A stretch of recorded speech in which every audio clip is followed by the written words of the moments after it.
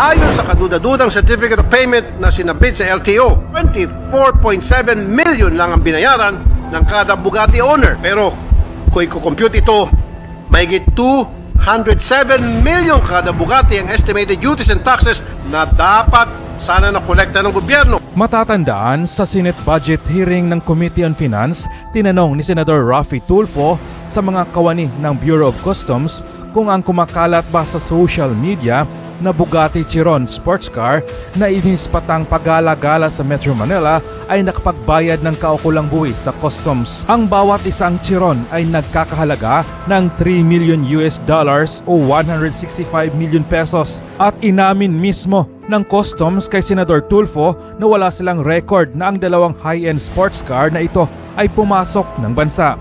Ibig sabihin, ang mga ito ay puslit o smuggled. Subalit, iba naman ang naging reaksyon ng mga netizens dahil puro lamang anya pasikat at grandstanding ang ginagawa ni Senador Tulfo, katulad na lamang sa nangyaring investigasyon sa anomalya ng PCSO na kung saan bigla itong nanahimik dahil di umano nabayaran ito ni First Lady ng 1 bilyong peso para tigilan ang issue ng PCSO. Komento pa nga ng mga dismayadong netizens, diyan ako believe kay Idol Raffy, talagang titirahin ka talaga pag may labag sa batas. Pero hanggang ngayon wala pang nakukulong maski isa. Di pa nga tapos ang PCSO, iba naman ang tinitira. Ano ba yan? Puro pa-impress lang sa taong bayan. Wala yan, pakitang tao lang si Tulfo sa kamera. Anong nangyari sa PCSO? Wala, tahimik bigla. Walang nangyari, naghintay lang yan ng ayuda galing sa may-ari ng sasakyan para manahimik tulad sa PCSO. Senador Tulfo, tuluyan nyo nang ipakulong, huwag yung ningas kugon lang kaya lumala ang korupsyon sa ating bansa. Tuluyan nyo na para di pa marisan. Ang Bureau of Customs noon ay may anomalya pero noon pa walang naipapakulong. Ayos Idol Raffy, magkakapera ka na naman. Di talaga ako nagkamali sa pagboto sa'yo. Ang galing-galing mo. Kung sa PCSO ay bayad na ba sa'yo kasi tahimik ka na at tigil na ang investigasyon at ngayon Bugatti na. Magkano kaya ang bayad sa'yo? Kung kay Tatay Digong yan, ipagarahe agad yan para durugin. I would like to congratulate the Bureau of Customs dahil tumaas po yung collection nila from what I've heard kumpara sa mga nakaraang mga taon. Meron akong konting katanungan after na kayo po napuri ko. So kailan po masagot ang konting mga katanungan ko. Kanina while coming here from my house, nag-pop up sa Facebook ko, pag-check ko, isang napakamagarang kotse. Bugatti Chiron. Kulay blue at ngayon, yeah. At may backup siya. Yung backup niya, G63 Mercedes Brabus. Bilib ako. And then pag-search ko, sabi ko, Bugatti Chiron to, nag-check ako. Aba, may nagpapapulit, another Bugatti Chiron na naman. Yung isa sa may Pasay, from the airport going north. Yung isa, kung hindi ko nagkakamali, sa may bandang Ortigas, tumatakbo siya. So, chinek ko po yung presyo ng Bugatti Chiron. That's $3 million ang tag price. So, kapag yan po ay nagbayad ng tamang buwis, $6 million ang tax. Ang tanong, nagbayad ba ng tax itong dalawang Bugatti Chiron na nakita sa kalye na nasa Facebook ngayon? At kung nagbayad ng tax ito, nagbayad ng entry, pwede makita yung entry noon? There is no record of either vehicle, Your Honor. There's no record. Paano kayo nakapasok ng Pilipinas yun? Lumipad? Punta rito? Kasi, nandun po yung sa Facebook. Papakita ko sa inyong link. Bugatti Chiron. Ang backup pa nitong isa, G63 Mercedes Brabus. So, pwede ba makita also yung entry, yung binayaran po nitong dalawa? Kasi magkasabay, parang wala pang plaka. So kung yan ay wala kayong record ng entry niyan, then dapat magkaroon kayo ng full-blown investigation paano ito nakalusot. There is no record in the BOC during the time of the present commissioner and the present team, but it may have been registered previous. Maybe they can take a look at the record. Ranyo po ito, Your Honor, Madam President. Kasi po, wala pang plaka. mag-coordinate sila sa LTO, Your Honor, anong model ng kotse at kailan pinasok. They can No, do pero that. ang ibig sabihin, Your Honor, Madam President, I need an entry from the Bureau of Customs na ang dalawang Bugatti Chiron, whether this year, last year, the previous years, o kahit panong panahon, panong mga dinosaur, kung meron ba tayong record na dalawang Bugatti Chiron dumaan sa pier ng Bureau of Customs at nagbayad ng buwis.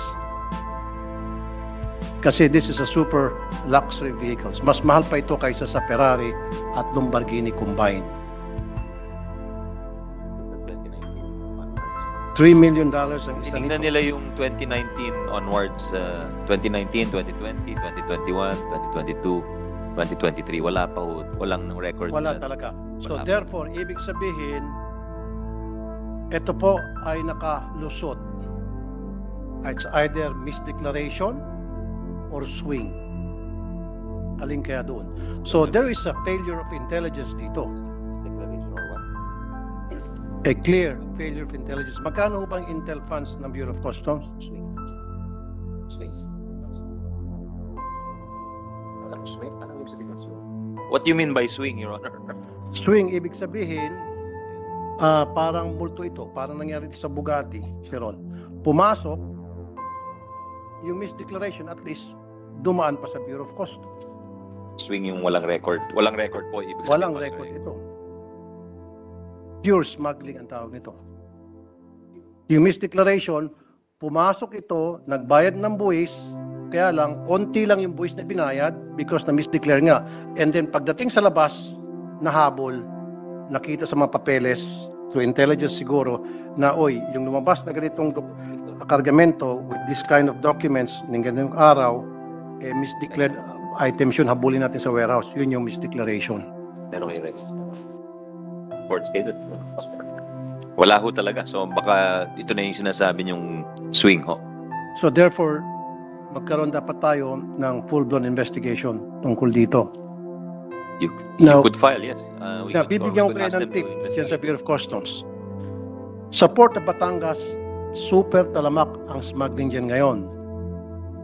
I'll give you a tip. Ang dinideklara nila sa kanilang ipinapasok na luxury vehicle ay Toyota Tacoma. Mm. Kaya pag titingnan nyo sa entry nyo, ang daming Toyota Tacoma. Kasi nga, pag Toyota Tacoma, truck ito, libre sa excise tax, hindi mainit. Pick up po. Pickup truck. Pero ang laman pala, ito na yung Bugatti. I don't think sa 2019 to pumasok. Pumasok ito this year. Dumaan ito sa Batangas at idineklarang Toyota Tacoma, care of Rhea Gregorio. Care of Ibig sabihin, siya kasi ang district collector doon. So you have to investigate Rhea Gregorio. Kasi lahat po ng mga dito ba? luxury vehicles ngayon, ang pasok ay Batangas. Kapag makikialam yung CIS, makikialam yung IG, Inichapuera, wala makikialam, lahat kayo diretso kay Rhea Gregorio. Tingnan nyo po sa inyong mga entries. Ang daming pumapasok na declared as Toyota Tacoma or pick-up truck. Kasi nga po, sa pick-up truck, hindi ito mainit sa mata at libre po sa excise tax.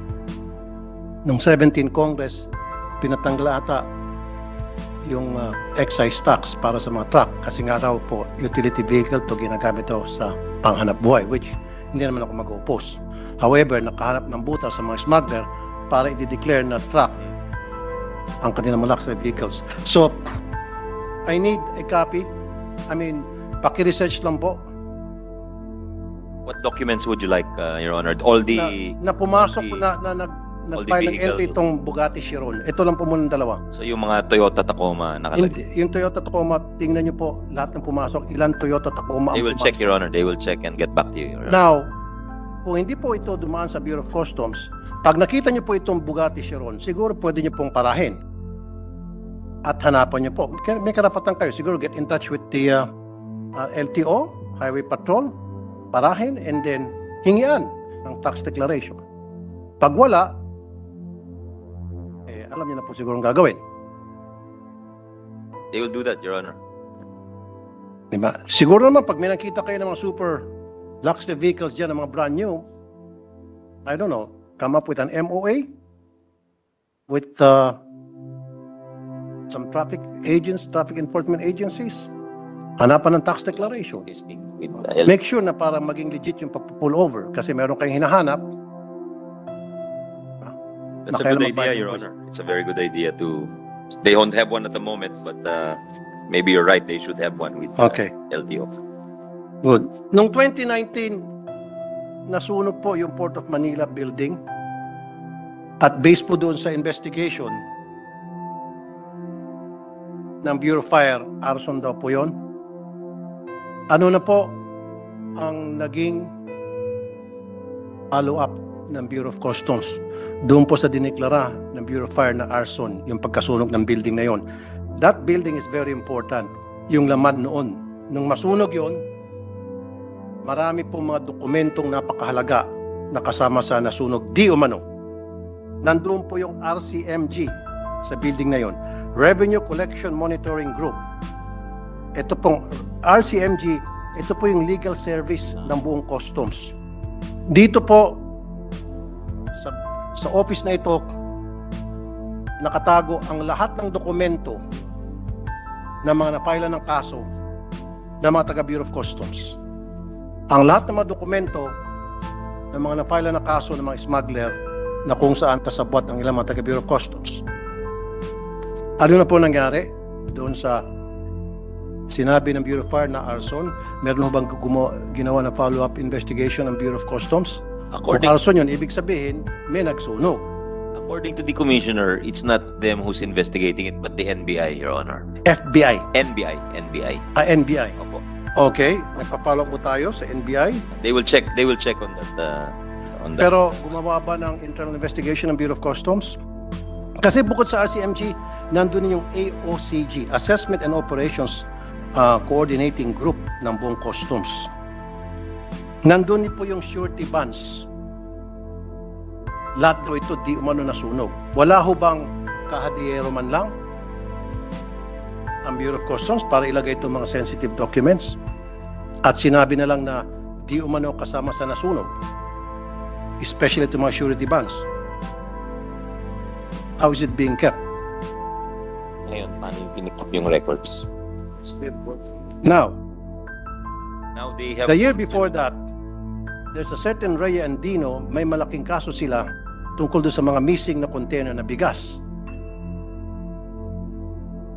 Again, itong pangalang Rhea, sumulpot na naman. So anyway, go ahead. Can you answer it? may sinasabi ho silang may faults sila ngayon. So kahit masunog, I think that's fireproof. So at that time ng 2019, ibig sabihin mano-mano, hard copy, hindi ho nakalagay sa iCloud. Hindi po. Bakit? At bakit? 1 million na bakit na tanong. Those are very sensitive documents. We're talking about cases being filed against hearing personnel of the Bureau of Customs and against smugglers. At nakalagay lang sa hard copy at nakalagay dyan sa tabi ng mga mesa sa sahig. Kaya nung nasunog, di umano ang building, nasunog yung building, totoong nasunog, at di umano kasama sa nasunog.